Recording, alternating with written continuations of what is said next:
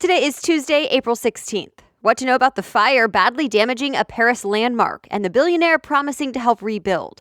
Plus, what Trump now says about Boeing. Tiger Woods is about to get another award, and Lyft brings back the taxi line. Welcome to The Newsworthy. All the day's news in less than 10 minutes. Fast, fair, fun, and on the go. I'm Erica Mandy. Thanks so much for being here. You ready? Let's do this. We start today with the massive fire at a historic landmark in Paris, France. Part of the Notre Cathedral is now destroyed. It was built in the 13th century, so it's about 850 years old, and is one of the most famous sites in Paris. Well, the New York Times reports the iconic spire at the top of the cathedral collapsed along with 2/3 of the roof. But it could have been worse. Firefighters saved the church's structure and towers. At this point, authorities don't know what caused the fire that started yesterday, but the AP cites sources who say it could be potentially linked to a renovation project. For now, investigators are treating it as an accident. They say they've ruled out arson or a possible terrorist attack. French President Emmanuel Macron calls it a national emergency and says we will rebuild. He plans to launch an international fundraising campaign to help the process. And already, French billionaire François-Henri Pinault, who is married to actress Salma Hayek, pledged more than $100 million to help rebuild. Many others around the world are also reacting. President Trump called the fire a, quote, terrible sight to behold. And in a statement, the Vatican said it was a terrible fire and called the cathedral a symbol of Christianity in France and in the world. In the U.S. and around the world, the number of measles cases keeps going up. In the U.S., another drastic jump within a week. 90 more measles cases were just reported. CNN says that's the biggest jump so far this year. There are now 555 total cases in 20 states in the U.S. Many cases have been reported in New York. In fact, just last week, the mayor of New York City declared a public health emergency and demanded everyone in Williamsburg, Brooklyn, be vaccinated. And if not, they would have to pay a $1,000 fine. Well, some parents aren't happy about that. ABC News reports they filed a lawsuit against the city's Department of Health, saying there isn't enough evidence of a measles epidemic to justify the forced vaccinations. Around the world, there were more than 110,000 cases reported in the first 3 months of this year. That's a 300% increase from the same time last year. Experts say the anti-vaccination movement and misinformation have fueled this outbreak. While it is preventable with the vaccine, once you get it, the MayoClinic says there's no specific treatment for the virus, just for the symptoms until it goes away. In some cases, complications can be serious or even deadly. Major airlines are canceling even more flights because the Boeing 737 MAX planes are grounded around the world. CNBC reports United Airlines will cancel flights through early July now. The airline has been trying to use other planes to avoid canceling those flights, but apparently the peak summer travel season makes that tough. Both American Airlines and Southwest Airlines have also extended cancellations through early August. Remember, Boeing 737 MAX planes are not allowed to fly after 2 deadly plane crashes involving the same model plane. It's still not clear when 737 MAX planes will be allowed to fly again. In the meantime, President Trump has some advice for the U.S. manufacturer. In a tweet, Trump said if he was Boeing, he'd fix the 737 MAX, add new features, and rebrand the plane with a new name. But an expert told the Washington Post you can't just rebrand an airplane because they are FAA certified as a specific model. But did you actually know President Trump once had his own airline in the late 80s and early 90s?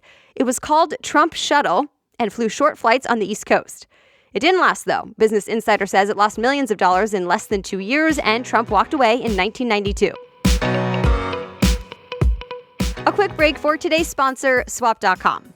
I have to tell you, I don't really like having to buy a bunch of different expensive new shoes.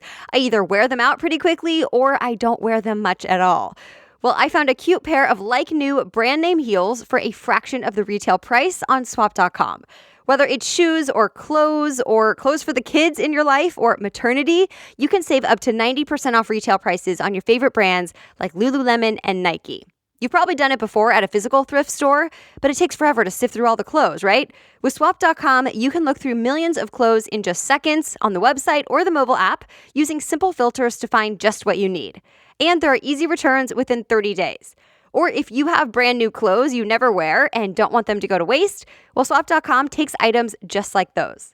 Go to swap.com/newsworthy to check it all out. And the Newsworthy listeners get a special offer. Sign up to get free shipping on your first purchase. Be sure to enter your email to get that offer. Just go to swap.com/newsworthy. Now back to the news. Many are calling Tiger Woods' win at the Masters one of the greatest comebacks in sports history, and that includes President Trump. He tweeted that he plans to give Tiger Woods the Presidential Medal of Freedom. That's the highest civilian honor you can get. Trump tweeted it's because of Tiger's success and comeback in, quote, sports and, more importantly, life. Woods won the Masters over the weekend for the 5th time, but the first in more than a decade. His career was derailed after a personal scandal in 2009, then a DUI in 2017, and multiple injuries. And many people wrote him off. Even sponsors dropped him. But Nike stuck with him. And now CNBC cites a marketing firm who says Nike got about $22 million worth of exposure from that big win over the weekend. And on top of that, some of Tiger Woods' branded clothes and accessories on Nike's website sold out that same day he won. The Boston Marathon saw one of the tightest finishes in the history of the race yesterday, with Lawrence Cherono from Kenya pulling ahead and winning the men's race by just 2 seconds. On the other hand, Worknesh Degefa from Ethiopia easily won the women's race. For both of them, it was their first major marathon win. And the men's wheelchair race had the youngest ever champion. ESPN says 20-year-old Daniel Romanchuk also finished in the fastest time ever for an American in that race. This year was also the first time the Boston Marathon was held on April 15th since the Boston bombing on that day in 2013. Officials held a ceremony to honor those killed 6 years ago. Lyft is taking 3,000 of its electric bikes off the streets because of brake issues. CNN reports the company Lyft owns, called Motivate, is pausing its e-bike service in New York, San Francisco, and Washington, and replacing the e-bikes with regular bikes. The reason? Some riders reported stronger than expected braking, and some say they flipped over the handlebars because of it. The company says it's working on a fix. Speaking of Lyft, TechCrunch says the company wants to bring back the taxi line. It's trying it out at the San Diego airport starting next month. Instead of having to call for a driver on the app and meet at a specific spot at the airport, travelers get in a physical line and match with a driver in real life, just like a taxi line. Only then do passengers enter the address and a specific code in the app to sync up with the driver and get going. Amazon could launch a new free music service. Billboard cites sources who say Amazon's music service would be ad-supported and available through Amazon's voice-activated Echo speakers. Of course, this would be new competition for Spotify. Amazon already offers some free music to people who pay to be Prime members, but even that's limited. And to get access to more songs, users have to pay more. Billboard says the new free ad-supported service could be available to everyone as early as this week, but so far no official word from Amazon, so stay tuned. Game of Thrones Season 8 premiere set a new record for HBO, drawing in 17.4 million viewers on Sunday night alone.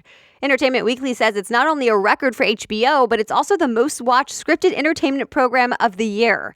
And it's also rare that Game of Thrones has actually grown viewership with each season. Most shows lose viewers over time. More vegan options are coming to fast food restaurants. USA Today says Del Taco will become the first Mexican fast food chain to offer plant-based meat in all of its locations. They'll add 2 meatless tacos available later this month. Blaze Pizza is adding a vegan spicy chorizo topping to 300 of its restaurants. And this comes just a few weeks after Burger King announced it's testing a meatless Impossible Whopper in St. Louis. And that's it. You were all caught up. Thank you so much for listening. And if you want to read more about any of the stories we talked about, just head on over to the homepage of thenewsworthy.com, click episodes, and then look for today's date. You'll find all the story sources and links right there. The Newsworthy is ready for you to listen every weekday by 4 in the morning. I'll be back with more news tomorrow. Have a great day.